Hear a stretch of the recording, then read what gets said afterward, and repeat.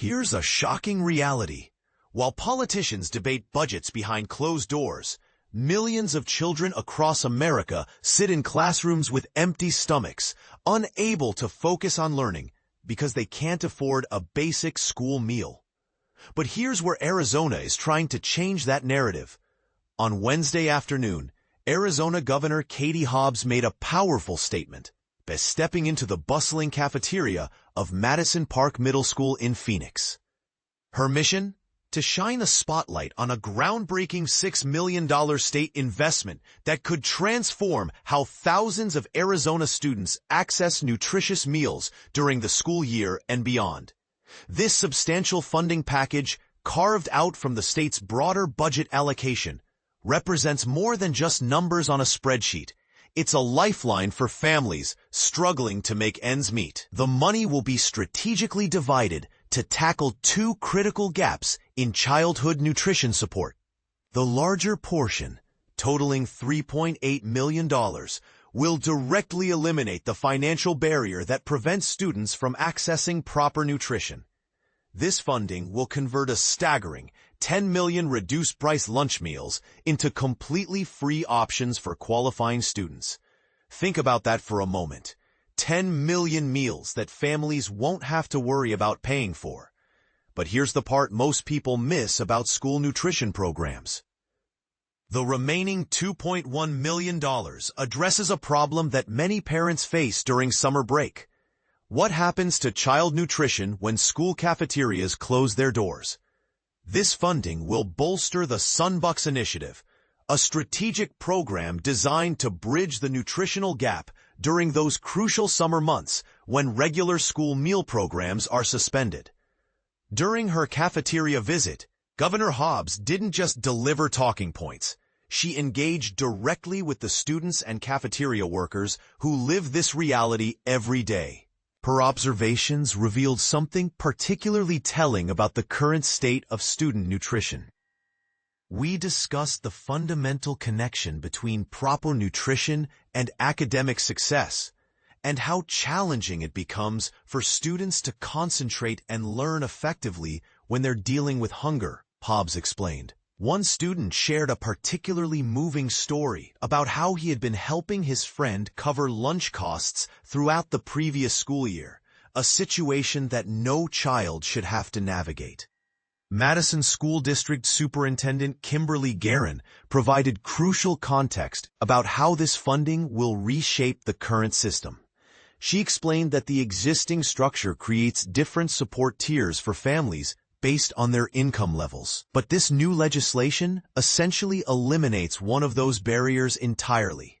The current system operates on various income thresholds that determine the level of meal support students and families receive, Guerin clarified. What this newly passed legislation accomplishes is remarkable. It completely absorbs all students who were previously paying reduced prices into the free meal category. This means every single one of those students can now access nutritious meals without any cost burden on their families. And this is where the conversation gets controversial.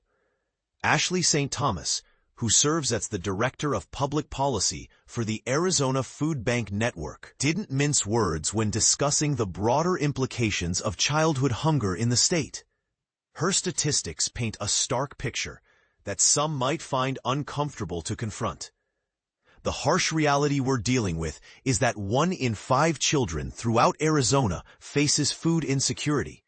They genuinely don't know where their next meal will come from, St. Thomas emphasized. This uncertainty makes school meal programs not just beneficial, but absolutely essential. That's precisely why we consider investing in comprehensive school nutrition programs a non-negotiable priority. But here's what raises eyebrows about this initiative. While $6 million sounds substantial, critics might argue whether this investment truly addresses the root causes of childhood hunger, or merely applies a temporary band-aid to a much deeper systemic issue. Some policy experts question whether focusing solely on school-based nutrition programs inadvertently allows other social safety net failures to persist unchallenged. Moreover, the timing of this announcement, strategically positioned in a school cafeteria with cameras rolling, raises questions about whether this represents genuine policy commitment or carefully orchestrated political theater designed to generate positive headlines. Another angle that deserves scrutiny: why did it take until now for Arizona to address this gap in childhood nutrition support? What does this say about previous administrations' priorities?